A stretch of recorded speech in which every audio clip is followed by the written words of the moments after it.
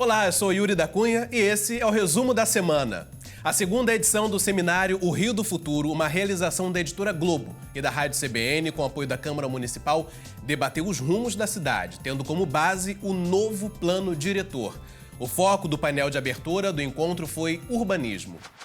O tema foi Cidade Maravilhosa, o plano para guiar a próxima década do Rio. Se tudo que está ali sair do papel, a gente realmente vai ter um Rio brilhante daqui a 10 anos. O plano diretor, aprovado no fim de 2023 e sancionado em janeiro deste ano, foi pensado para impulsionar o desenvolvimento socioeconômico do município pela próxima década. Quando a gente olha em específico para o setor de construção civil, que trabalhou arduamente em conjunto com a Câmara, em conjunto com a Prefeitura na discussão do plano, acho que a gente tem umas boas perspectivas para o futuro também em relação a esse setor. O presidente do Sebrae, Robson Carneiro, trouxe uma contribuição para o debate que contempla os pequenos empreendedores do Rio. É ajudar toda essa microempresa, o empreendedor individual. Durante o encontro, o IFAM abordou as colaborações para a preservação do passado, mas mirando à frente. É impossível pensar um plano, ou seja, uma estratégia de médio e longo prazo para fortalecer a cidade, para a gente poder solucionar os desafios urbanos, desconsiderando o patrimônio. O presidente da Câmara Municipal, Carlos Caiado, ressalta as oportunidades de crescimento para o Rio que foram contempladas pelo plano diretor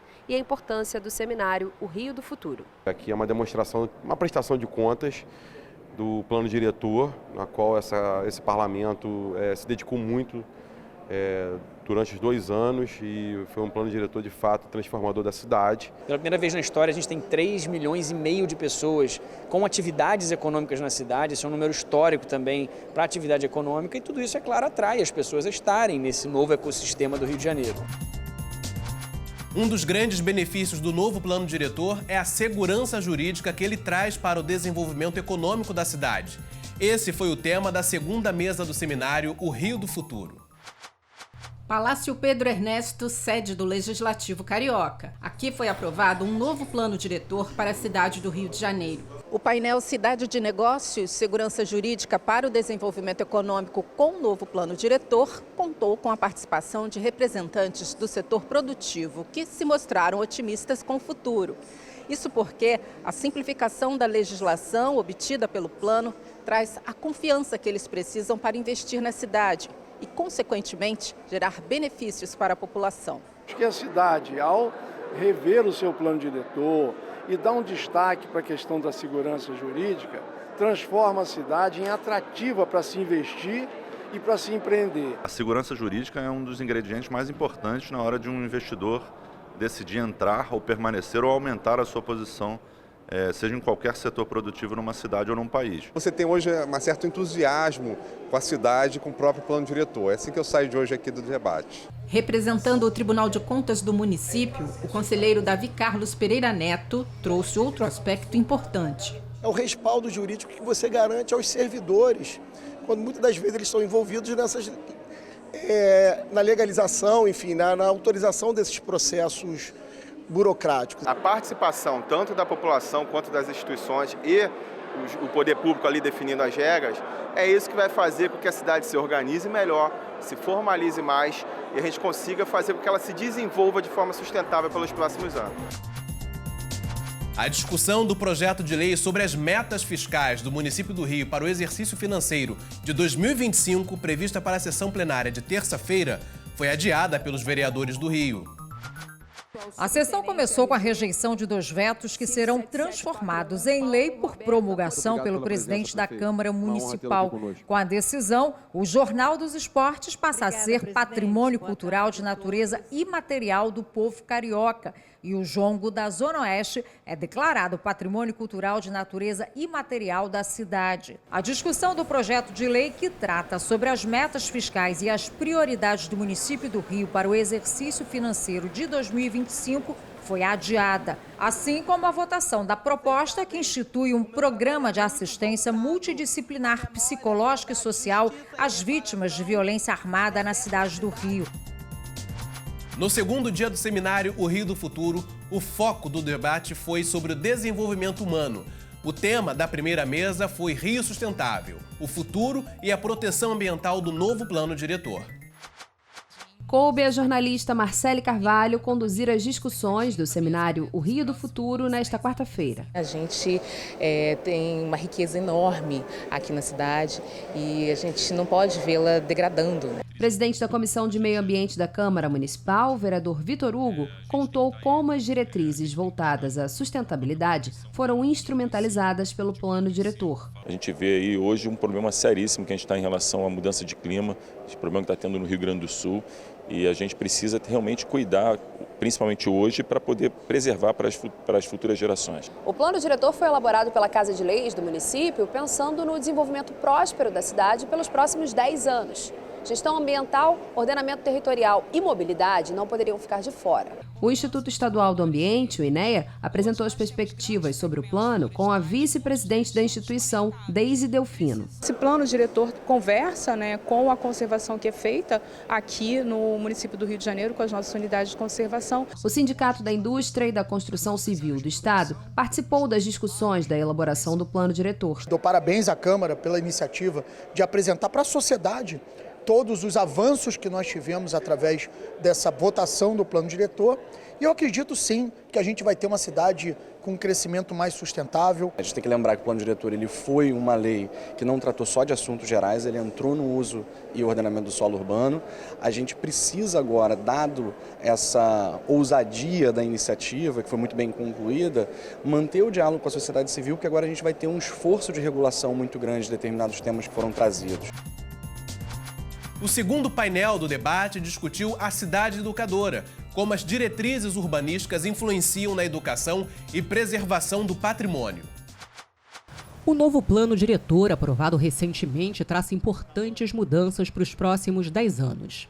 Entre elas, a garantia do direito à educação pública e gratuita para todas as crianças e adolescentes. Uma rede muito ampla de escolas, de creches, e que ao tempo todo a gente tem que estar ali cuidando, discutindo, seja na questão do professor, seja na questão do aluno, seja na questão do mediador. Atualmente a capital conta com 660 mil alunos em 1.566 unidades escolares. Para os próximos anos, o plano diretor traz novidades, incluindo a participação dos alunos em espaços culturais, esportivos e de lazer, sem discriminação. O plano diretor estabelece também o uso de terrenos públicos para a construção de creches e escolas. Quando a gente traz isso para a política urbana da cidade, quando a gente traz a priorização desses terrenos públicos para a criação de creche, é também trabalhando nesse lugar de sanar essa fila histórica de falta de vaga em creche na cidade do Rio de Janeiro. O plano diretor, ele pensa a cidade de hoje e a cidade do amanhã. E quando a gente pensa na priorização da educação, é fundamental que o plano diretor possa refletir isso. Tiago Gomide enfatizou a relevância do patrimônio histórico na construção da identidade da cidade. Muitos de nós atravessamos sem entender que estamos ao lado de grandes monumentos, grandes vultos, sejam eles materiais ou imateriais. As discussões sobre o desenvolvimento urbano e educação mostram um caminho para um Rio do século XXI, onde todos têm oportunidades iguais de crescimento e desenvolvimento. Discutir um plano de maior integração, de maior investimento em estrutura, conforto e segurança, para gerar educação e preservação do patrimônio material e imaterial é fundamental. O nosso papel é de interagir de forma permanente para que realmente a sociedade tenha um alcance de uma educação digna e que a cidade possa crescer através do seu plano diretor, sempre pensando na educação. Um dos projetos aprovados no plenário desta semana foi Maio Laranja, apresentado pelos integrantes da primeira legislatura da Câmara Juvenil. Na sessão plenária desta quarta-feira, os vereadores aprovaram 34 projetos de lei em primeira discussão. Entre eles, o que visa tornar a cidade mais inclusiva para os deficientes visuais, garantindo a aquisição de livros adaptados para eles. Outro projeto aprovado em primeira discussão é o que inclui o Maio Laranja no calendário oficial da cidade do Rio, com o objetivo de conscientizar e combater a violência contra crianças e adolescentes. E também o que cria o selo Taxista Pet Friendly, um incentivo para os taxistas aceitarem corridas com passageiros acompanhados dos animais de estimação, tornando o deslocamento mais fácil para quem tem um pet. O tema do painel que abriu o último dia do seminário O Rio do Futuro foi Cidade da Inclusão. As favelas tiveram destaque durante o bate-papo. Uma das mesas mais abrangentes do seminário Rio do Futuro abriu o último dia de evento sob o tema Cidade da Inclusão. Ativista e fundador do jornal Voz das Comunidades, René Silva destacou a importância de espaços como esse para fala e escuta. É uma oportunidade muito interessante da gente dialogar com a cidade, da gente mostrar que a voz das favelas, as vozes que ecoam dentro das favelas, podem e devem ser ouvidas. Um dos desafios do plano diretor é superar o estigma de cidade partida. E pela primeira vez, as favelas foram incluídas no planejamento da cidade. As questões das comunidades mereceram um capítulo inteiro dedicado a elas nas diretrizes pensadas para os próximos 10 anos. A gente não pode mais pensar nada para as favelas sem os favelados estarem juntos pensando. Camila Crispim, fundadora da ONG Amor Mundi, que atua na região da Pequena África, fez um recorte na discussão. 2 milhões de pessoas vivem em favelas no Rio de Janeiro. Se a gente não pensa um plano diretor que considera, essas pessoas e de uma forma inclusiva e, mais do que isso, integrada com a cidade, a chance de não dar certo é muito grande. A vereadora Mônica Cunha, presidente da Comissão Especial de Combate ao Racismo da Câmara, trouxe a questão de raça para o debate. A gente não vai ter um plano inclusivo, seja ele o plano diretor, seja ele o plano para a educação, se a gente não falar de racismo. A vereadora Tainá de Paula cobra também a prática dos mecanismos previstos em lei. Como é que a gente pode, daqui a 10 anos, realizar um acompanhamento fino se essas leis estão sendo cumpridas ou não, se elas foram válidas, eficientes ou não. O segundo painel do debate foi como o plano diretor pode tornar a cidade mais acolhedora, com acessibilidade e lazer para todos. Você já imaginou sair de casa e gastar poucos minutos para localizar com facilidade os serviços que precisa? Que para muitos parece um sonho, é uma conquista possível?